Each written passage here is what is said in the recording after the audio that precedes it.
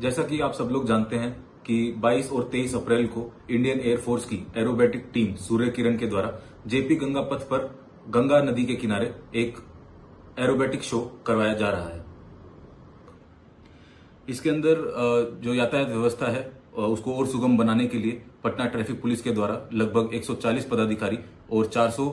Constables और home guard की प्रतिनियुक्ति की गई है। यह जो शो है ये जैसा बताया गया है कि गंगा नदी के किनारे है, तो जो भी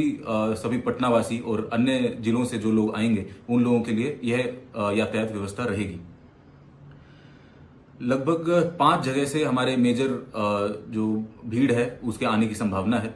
सबसे पहले जेपी सेतु से होते हुए जो लोग गंगा पथ से दीघा गोलंबर की ओर से एलसीटी घाट की तरफ आएंगे उन लोगों की गाड़ियों की पार्किंग की व्यवस्था एलसीटी घाट पर कराई गई है। वे एलसीटी अंडरपास से अपनी गाड़ियों को यू टर्न करके जेपी गंगा पथ पर जो नॉर्थ फ्लैंक है उसके ऊपर एक सिंगल लेन में पार्क कर सकते हैं। इसी तरीके से वे लोग जो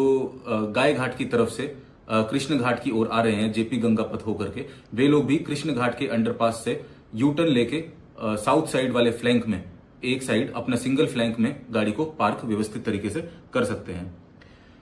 वे लोग जो दानापुर की ओर से अशोक राजपथ होते हुए आ रहे हैं वे लोग अपने जो गाड़ियां हैं उनको जेपी सेतु घाट पे, दीघा घाट पे 93 नंबर, 88 नंबर या 83 नंबर घाट पर पार्क कर सकते हैं। अंडरपास का यूज कर सकते हैं। वहां पर हमारी ट्रैफिक पुलिस के द्वारा आप लोगों को व्यवस्थित तरीके से पार्किंग लगाने के लिए जो भी निर्देश हैं वो दिए जाएंगे। इसी प्रकार जो लोग गाय घाट की ओर से अशोक राजपथ होते हुए आ रहे हैं उन लोगों की गाड़ियों की पार्किंग की व्यवस्था Patna college ground, Patna science college ground और कृष्ण घाट के आसपास की गई है।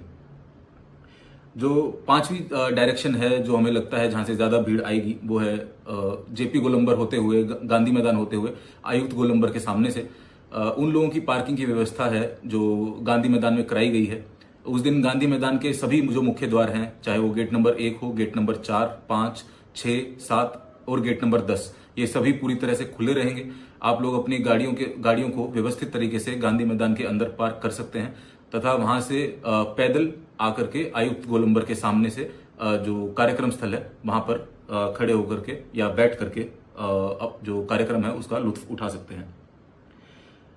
पार्किंग क्षेत्र जिस प्रकार हमने आपको क्लियर किया है, सभी लोगों से यही आग्रह है कि ज्यादा से ज्यादा पटना ट्रैफिक पुलिस का इस कार्यक्रम में सहयोग करें क्योंकि काफी भीड़ आने की इसके अंदर संभावना है।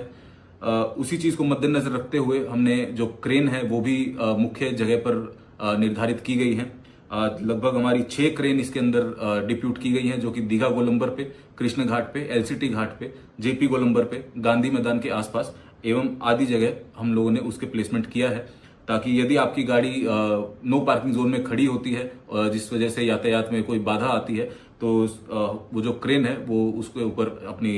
जो भी विधिवत कार्रवाई है वो करेगी और शमन की कार्रवाई आप लोगों के खिलाफ की जाएगी। इसलिए सभी पटना वासियों से एवं अन्य लोग जो इस कार्यक्रम को देखने के लिए आ रहे हैं अपने परिवार के साथ, पटना ट्रैफिक पुलिस के की तरफ से आप लोगों से यही आग्रह है कि आप लोग आइए,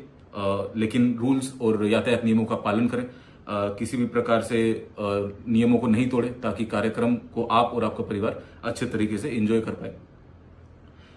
साथ ही साथ इसके अंदर जो अन्य घाट हैं जैसे महेंद्रू घाट, कलेक्ट्रेट घाट, कदम घाट, यहाँ पर भी पार्किंग की व्यवस्था हमारे द्वारा की गई है। जो लोग अंडरपास होकर के जाएंगे वो लोग वहां पर भी पार्किंग कर सकते हैं।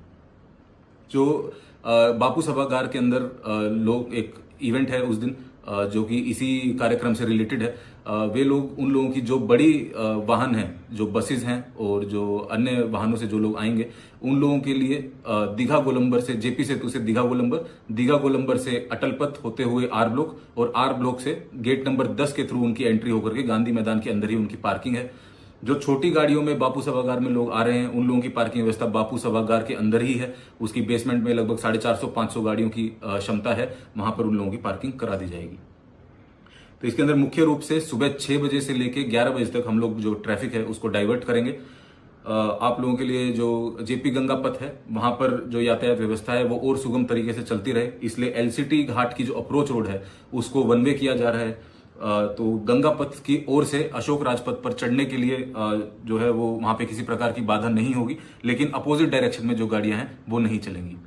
इसी प्रकार से कृष्ण घाट की ओर से भी जो अशोक राजपथ की तरफ गाड़ियां जाएंगी वो अपने व्यवस्थित तरीके से वहां पे जा सकती हैं। लेकिन जो लोग अशोक राजपथ से गंगा पथ पर आना चाह रहे हैं उन लोगों से यही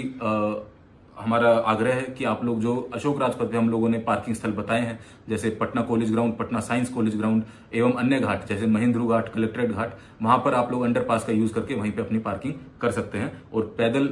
इस कार्यक्रम को देखने के लिए आ सकते हैं।